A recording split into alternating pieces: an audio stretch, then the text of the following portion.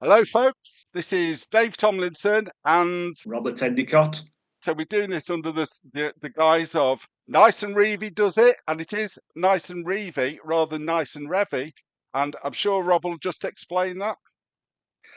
Yeah, I'll explain it again. I just hope I don't insult anybody's intelligence or offend anybody by telling them that it definitely is Revie.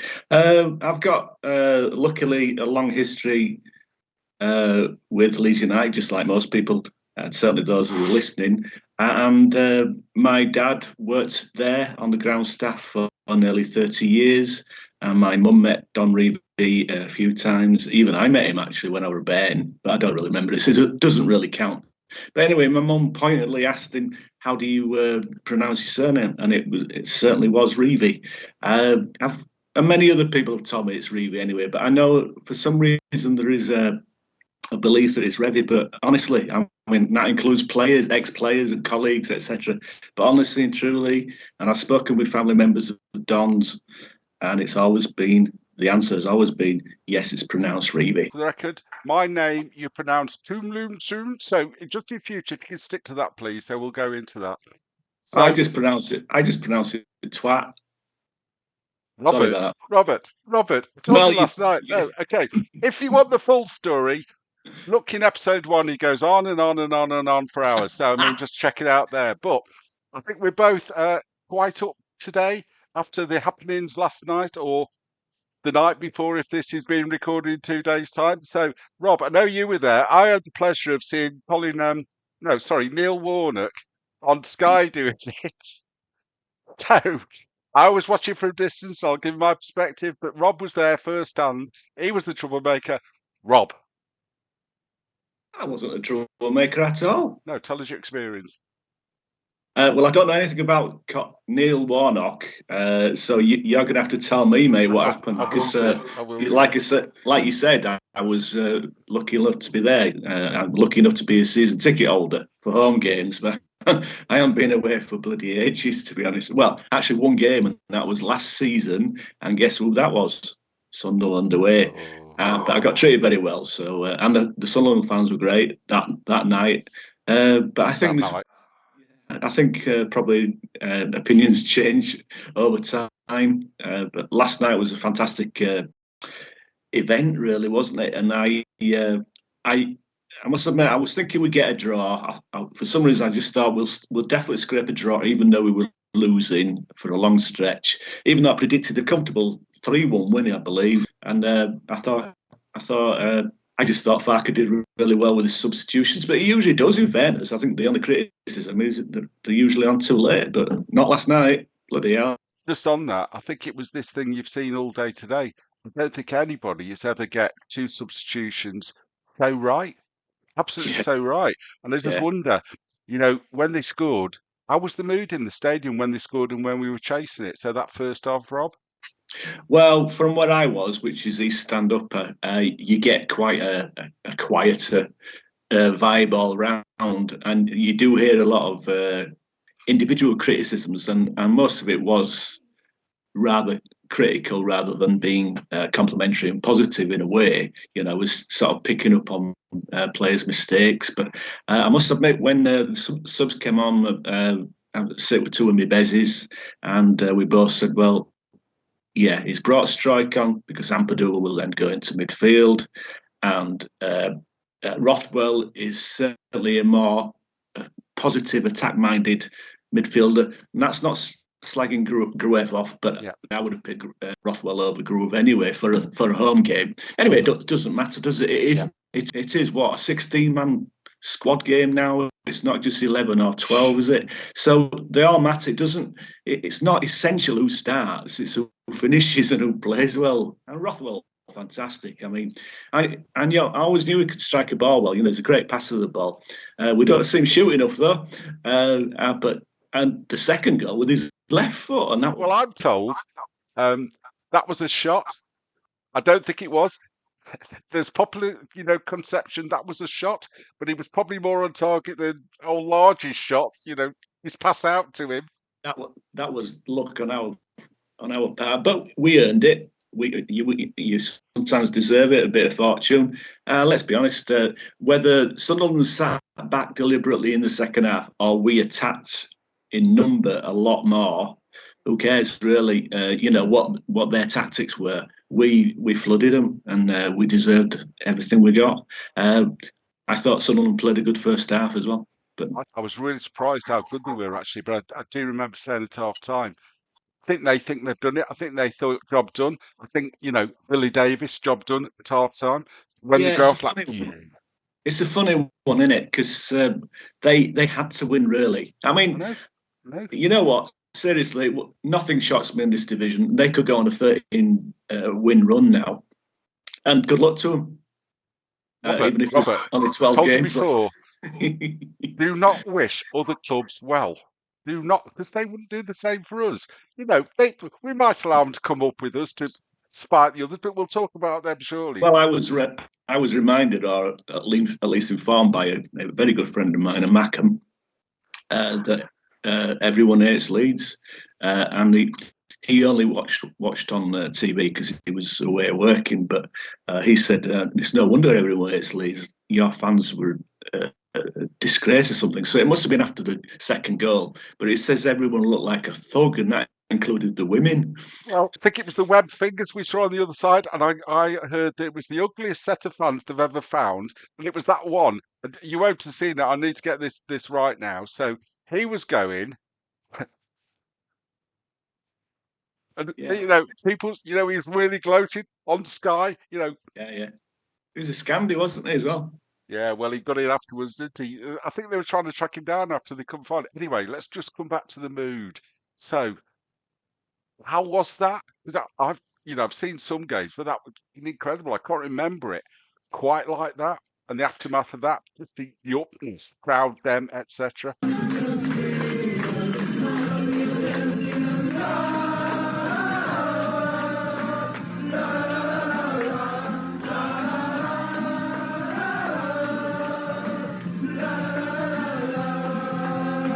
Well, we've been wound up, haven't we, as well as a crowd, by Sunderland shouting, Leeds are falling apart again. So poetic justice for us as well there. But unfortunately, there was that. So I don't know what you see from where I am. You don't hear every chant, but when the away supporters are chanting loud stuff, you do hear it, and that included last night as Saville, that scumbag, never a Leeds fan bastard Saville, and then people wonder why Leeds fans get I know. angry. So we were like, after the second goal, it was like up yours, that's why we are Leeds, and sod all the consequences. We're only chanting and singing Leeds are falling apart again with the massive, biggest dose of irony you can get in a chant, I suppose. We were all over them. And they were crumbling, and they seemed nervous. Whether that was tactical on their side, that they thought they'd done it, like you said, it just seemed to be set up. And it was a bit of a fluke, and in the build-up, wasn't it? Fluke. Can you still hear me, Rob? Yeah, Ramazani's shot. No. Curved beautifully. Like a Go with me. rainbow. Just go with me. It curved beautifully to him, but then absolute killer Rothwell. Wonderful man went. I've never, honestly, they're all talking about Struijk, but Rothwell, fantastic those. And I think he just made a difference, but absolutely wonderful. And when it went to the goalkeeper. Anyway, I interrupted. Forgot what I was saying anyway, mate. I know it always works, doesn't it? Yeah. It curved like a rainbow. Yeah, okay. I did say that, but anyway, did you see? Did you see what the players and Farke was doing? Did you hear he got booked last night for going on the pitch? Yeah. Did you see though? It's like they're funny. He fell flat on his arse, and Peter Funky was stood over the tip of him. But then they booked him. I didn't see that, no. I saw Firpo run from the dugout right across to our corner, which was hilarious. And I thought, well, he's going to get sent off here because he'd been booked once at all. So I was a bit surprised in a way that the ref didn't. If he's going to book the manager, then aren't substitutes sort of not allowed to be on the pitch as well? So aren't they supposed to stay in their technical area? Yeah, like a Yeah, little hamster. so I think it was that, but it was also this thing about, and I'll talk again about Neil Warnock, but he was there. King Jogsworth, Jim's Bob. They've never played football in that. Eyebrows missing and everything. What, Daniel Farke? See, No. you just You got Neil everything Warnock. mixed. You've just mixed everything up there. You I said know, you're going to I talk know. about Warnock, and then later, listen, then you just talked about him. You've confused me. Listen, we're talking about Farke. Then he got booked. Then Warnock commentating is because it was the linesman, not the assistant referee, it's linesman I call it, but the linesman pointed out he'd go on the pitch, and Stuart Atwell's like this, and he booked him, and Warnock calls him a job's worth. That's all I was saying. I see. Right. I didn't understand you anyway. And it's referee's assistant, not assistant referee. Come on.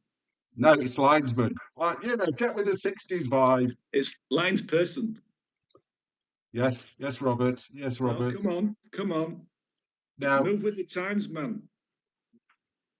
Just also, the other part, I don't know what it was like there, but there was all this on this, and I watched it on Sky, the normal STV but it was also about, there was still bigging up, Bellingham, Job, and, I've never seen anyone benefit from having a brother. What was it like in the stadium in terms of that? Because I remember, I was going to talk a little bit about when we met his brother before against Birmingham, but what was the mood around him? Because they do big him up an awful lot.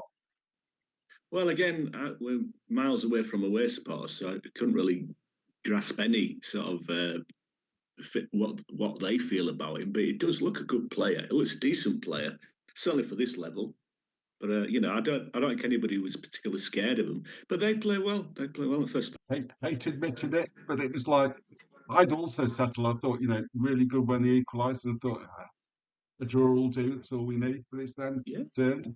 Draw would have been fine for us, but not fine for them at all. You see, so they should have.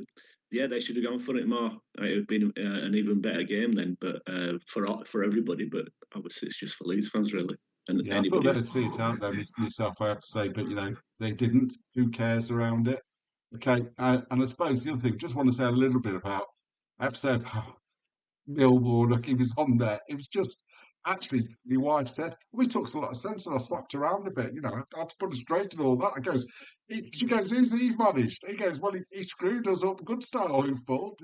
Anyway. Anyway, so you've admitted to domestic abuse, have you, mate? Yeah. Okay. No. I slapped the cat around, is what I said. And I said, don't talk about Colin Vanker like that. Do not talk about him like that. Animal abuse isn't that much better, really. No, it was a dead cat. It was a dead cat. That's even worse. It was a dead cat. Stop digging. Stop digging that hole. All right, I will.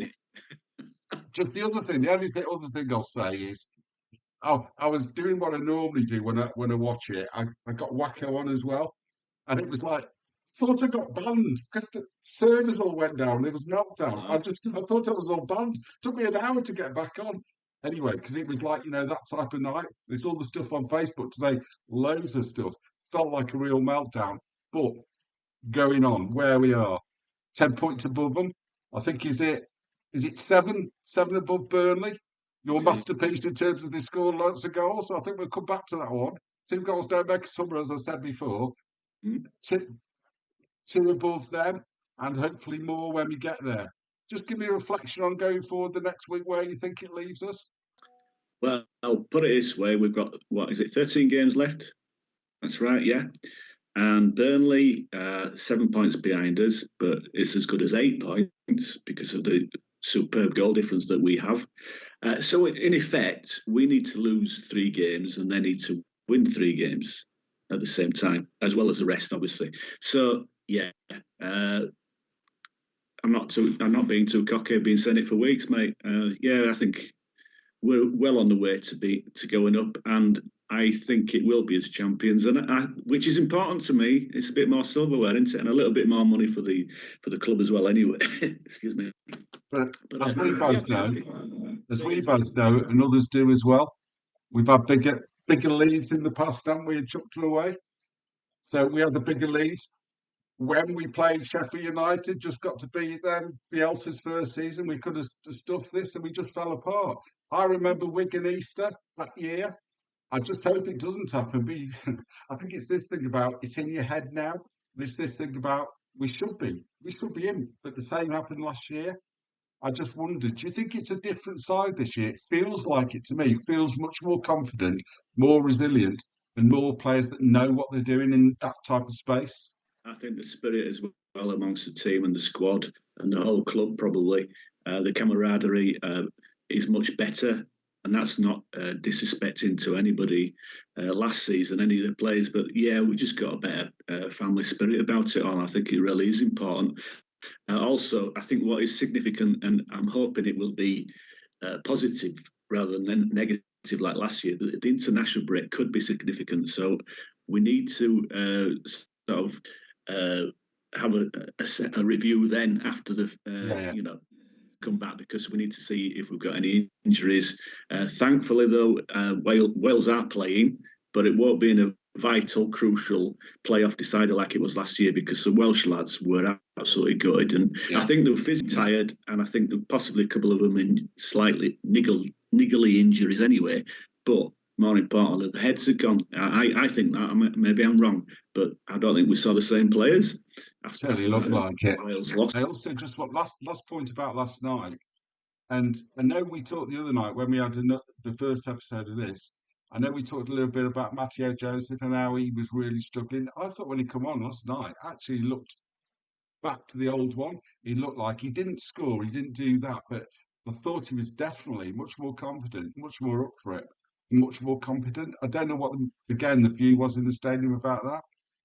Oh yeah, I agree. Yeah, he came on, had a lot of energy about him, got his foot in, so to speak. And he challenged well, and he ran his socks off. So he did really well. Did really well. Be lovely to see him score, but it doesn't really matter. We've had plenty of players, strikers or supporting strikers, whatever we want to call them, in the past who maybe didn't get enough credit, but still put a lot of effort and made a big impact. And I think he could well be one of those players. I mean, he is still young. Let's get it right. He's still young, so I know he's far from the finished article, but he still shows a lot more about him than I'd say other players of his age, of his similar positioning in the side.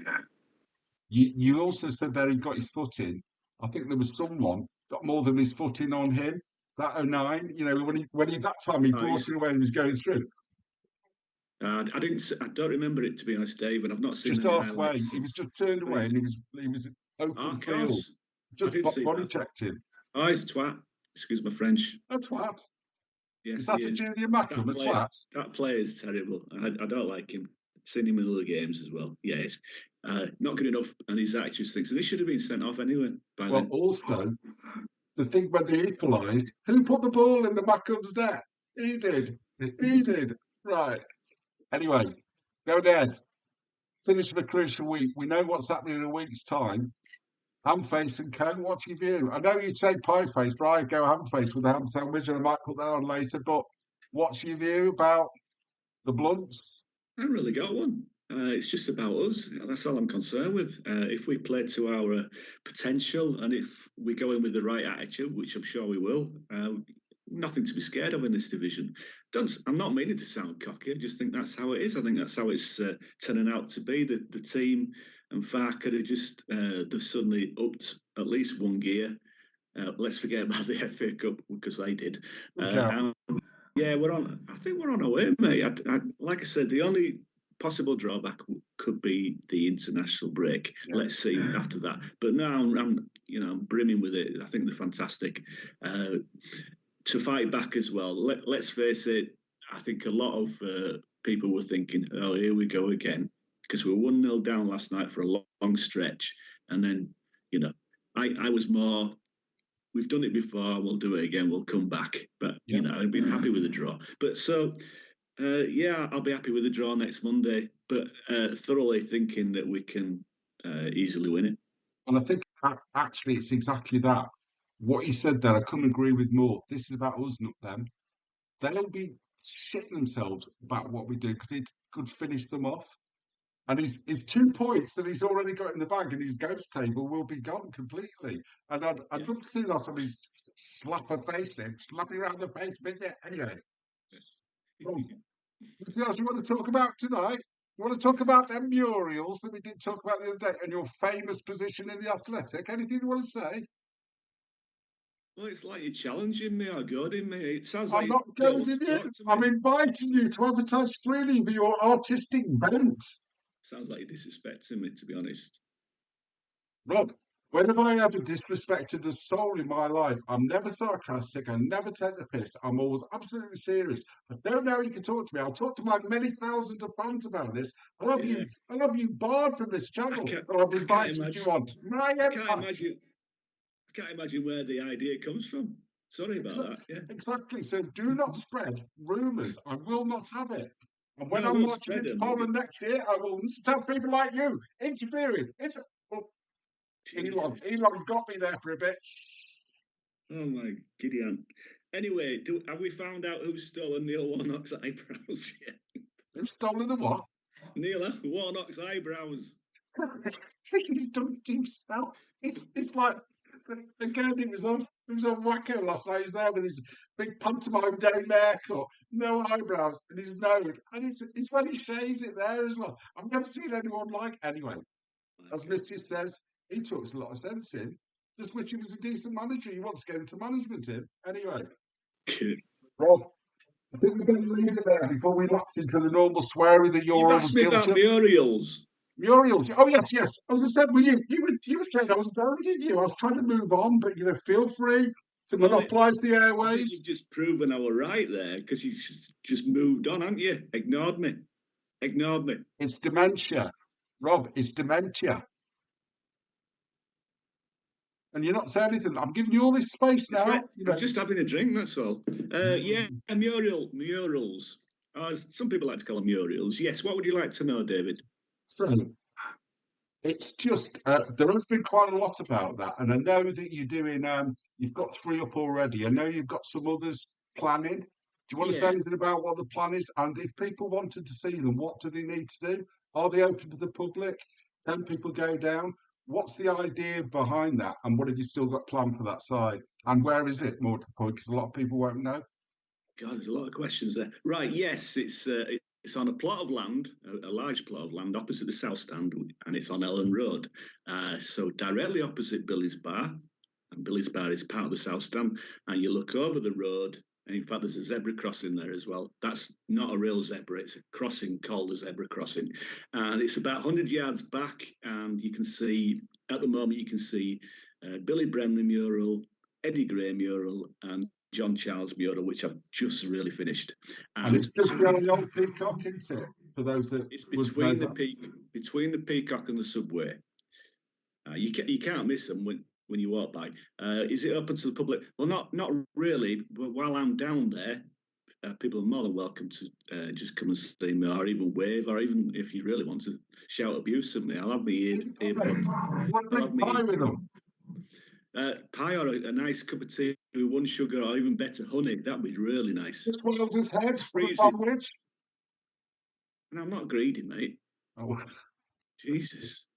And what's the plan going forward? The plan is start drawing Gary Speed tomorrow, and then after that it will be Pablo Hernandez. That's 5 main. Is that murals. an exclusive? I haven't seen that anywhere. I've seen you hinting, but it's not it's difficult to work out what the initials are, is it? Baron Cross gave the ball away, gave the game away in the rather lovely article in The Athletic, which is available to many subscribers. I'm not one of them, so I can't send you it. But it is I can give you a freebie if you want, Rob. You what, sorry? I can give you a freebie if you want. Yeah, go for it. Well, I've read it, mate. Thank you. But just going forward, when you do those 2, how long's that likely to take? And have you got any other plans for anything like this? I tell you what, it depends on the weather. It's as simple as that. If it's damp, especially, it's terrible because if it rains and the rainfall hits the wall, that's horrible for my murals. If it's just misty and damp, then that's not so bad. But yeah, we just need to stay away. We need to keep having good bright weather. If it snows, which was forecast, that's not so bad, except you just got to think of poor old me freezing my nads Poor off. old you. Oh, and this is with 3 layers on, 3 pairs of gloves. Oh, sorry, I'm scratching. You tosser. It's hardly nice, but it was better than what you said to me the other night. So, Rob, I think we should try this, and I think we should get it right now. So, it's good night from me, and Thanks for watching, everybody. Good night. no, Have a good day. good night from him. Good night from him. Bye bye. Bye bye.